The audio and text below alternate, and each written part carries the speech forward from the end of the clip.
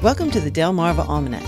Each week we connect you to the best of Delmarva. Like other almanacs, our aim is to tell you a little bit about our past, our present, and events in the near future. Here's Naturalist Jim Rapp to tell us all about the world-famous Assateague horses.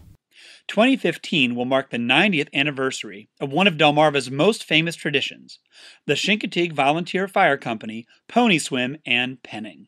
That fame has only grown over the years, as will be evidenced on Wednesday, July 29th, when tens of thousands of spectators from around the world, some based on shore and others by boat, will gather along the Assateague Channel at the southeast end of Assateague Island. They'll ride out the humidity and morning sun for the magic moment known as slack tide, that 30-minute spell between tides when there is no current, for the saltwater cowboys to swim the ponies from wild Assateague Island across the channel to the town of Assateague. The swim takes less than 10 minutes, and the ponies are given a 45-minute rest before the cowboys parade them down Assateague's Main Street to the carnival grounds where the foals will be auctioned the following morning. The auction and associated carnival are managed by the Assateague Volunteer Fire Company. Although the pony's wild habitat in Virginia is now managed by the Assateague National Wildlife Refuge, the fire company has owned the herd prior to the establishment of the refuge in 1943. The firemen are allowed to graze ponies on the refuge through a special use permit from the U.S. Fish and Wildlife Service. Managing the pony population is critical to maintaining the delicate coastal ecosystems found on Assateague, a 37-mile-long barrier island that straddles two states and hosts beaches, dunes, maritime forests, and salt marshes. A fence at the state line separates the Virginia ponies from the Maryland herd, where they are known as wild horses. The horses require population control because they are not native to Assateague and can inflict serious damage to the sensitive wild animals and plants found here. Wild horses graze on native Assateague plants, such as the endangered sea beach amaranth and more common grasses found in the salt marsh. When the horses crop the marsh grass to the height of a manicured suburban lawn, secretive birds, such as rails and salt marsh sparrows, have nowhere to hide and nest.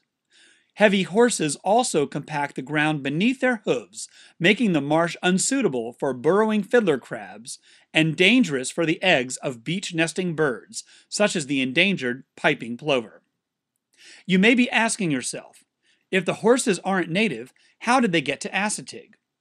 The legend portrayed in Marguerite Henry's famous book is that horses swam to shore from a shipwrecked Spanish galleon many years ago. Although Spanish vessels with horses listed in their inventory have been lost off the Assateague coast, the stories of horses surviving these wrecks have little basis in fact.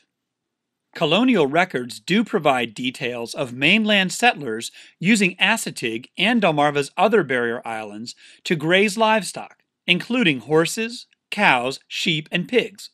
The islands were likely used by resourceful colonists to avoid early fencing laws designed to keep free-roaming livestock from causing crop damage and to evade taxes paid on their animals.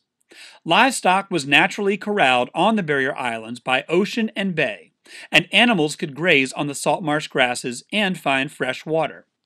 When needed, the animals could be rounded up, penned, and sold, similar to the pony penning held on Assateague this July 29th. The theory of the modern Assateague wild horse is that they are the feral descendants of domestic horses owned by coastal settlers more than 300 years ago.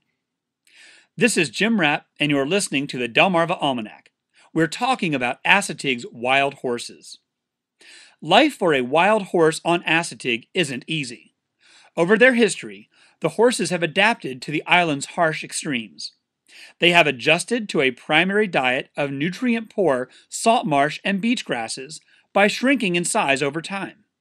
Wild horses are always searching for scarce fresh water to counteract the salt they take in when feeding. The high salt diet, combined with large amounts of water, gives their bellies a bloated appearance.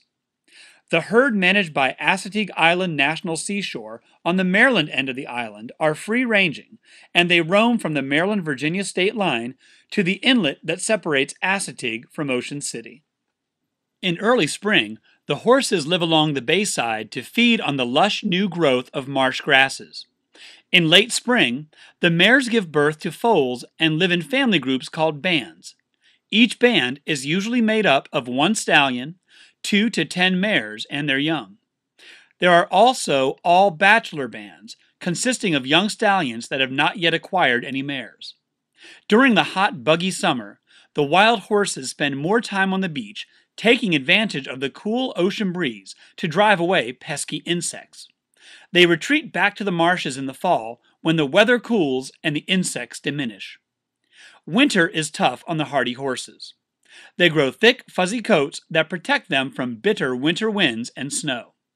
They spend much of their time browsing for food in protective thickets near the maritime forest. While the Virginia herd does receive veterinary care, the Maryland herd does not. Action is taken only to end the suffering of a seriously ill or injured horse. Just like Assateague's other wild animals, horses that grow sick or weak will not survive. This helps maintain a genetically healthy population of wild horses.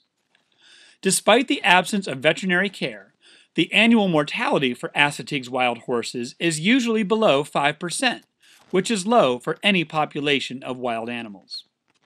Since 1994, biologists at Assateague Island National Seashore have used a contraceptive delivered by dart gun to successfully manage a population of 80 to 100 genetically healthy horses.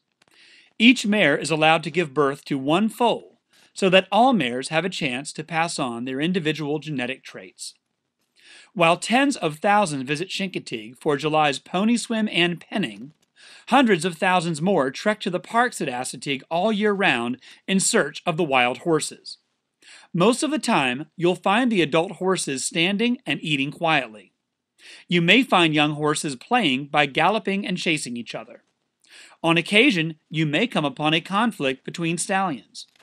These conflicts usually start with lots of bluffing, but things can escalate quickly to ferocious kicking and biting. Many stallions sport permanent scars from previous battles.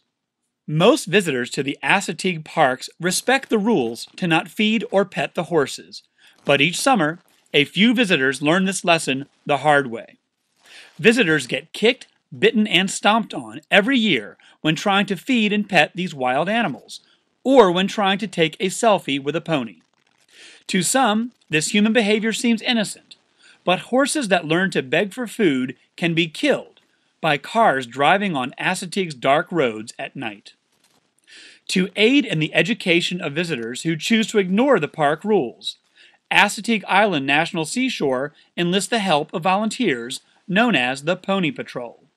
You'll find these helpful public servants riding around the busy island in the summer months, on the lookout to interrupt harmful interactions between visitors and wild horses. The Assateague wild horse has survived more than 300 years of the island's scorching summers and bitter winters. Despite the harsh extremes of this windswept barrier island, the rugged horses remain as a reminder of our colonial past. Enjoy their wild beauty from a distance so that these extraordinary animals will continue to thrive on Assateague Island and enchant future generations for years to come. Well, that's all for this edition of the Delmarva Almanac. We'd like to thank our community partners, the Friends of Delmarva Public Radio, the Community Foundation of the Eastern Shore, and underwriters EatDrinkBuyArt.com for their help in bringing this program to you, our audience. Our theme music was provided by Brightside Studio. This show has been a Moonshell production. Thanks for listening. Until we meet again, may the rhythms and tides of Delmarva bring you good fortune.